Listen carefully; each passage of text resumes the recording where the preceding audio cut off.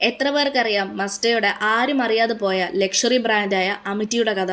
1990കളിൽ മസ്റ്റ എന്ന കാർ കമ്പനിയുടെ വലിയൊരു ആഗ്രഹമായിരുന്നു ടൊയോട്ടയുടെ ലെക്സസ്, ഹോണ്ടയുടെ ആക്കുറ, നിസാന്റെ ഇൻഫിനിറ്റി പോലെയുള്ള ലക്ഷറി കാറുകൾ തങ്ങളുടെ ബ്രാൻഡിലും വേണമെന്നുള്ളത്. മസ്ഡ ആ ബ്രാൻഡിന് പേരിട്ടത് അമിറ്റി എന്നായിരുന്നു. പുതിയ രൂപകൽപ്പനയും മികച്ച എഞ്ചിൻ, ആധുനിക ഫീച്ചറുകൾ, മാത്രമല്ല ലക്ഷറി ലുക്കും, ഇതെല്ലാമാണ് അവർ നിർമ്മിക്കാൻ പോകുന്ന ലക്ഷറി ബ്രാൻഡിന് ഉണ്ടാവാൻ പോകുന്നത് എന്ന് അവർ വാഗ്ദാനം നൽകിയത്. എന്നാൽ 1990കളിൽ ജപ്പാനിൽ വലിയ സാമ്പത്തിക ഇടിവുണ്ടായി. അതിനാൽ അമിറ്റി പ്രൊജക്ട് നഷ്ടത്തിലേക്ക് പോവുകയും ചെയ്തു. അമിറ്റി എന്താണെന്നോ എന്തിനാണെന്നോ ആളുകൾക്ക് അറിയില്ലായിരുന്നു. മാത്രമല്ല മസ്ഡ ആ ബ്രാൻഡിനെ കുറിച്ച് നല്ല രീതിയിൽ മാർക്കറ്റിംഗും ചെയ്തില്ല. അങ്ങനെ അവസാനം അമിറ്റി എന്ന പേര് ഉപേക്ഷിച്ച് അവര് ലക്ഷറി കാറുകൾക്ക് മസ്ഡ എന്ന് തന്നെ പേരിട്ട് പുറത്തിറക്കി. അങ്ങനെ മസ്ഡയുടെ ആദ്യ ലക്ഷറി കാറായിട്ടുള്ള മില്ലനിയ പുറത്തിറങ്ങി.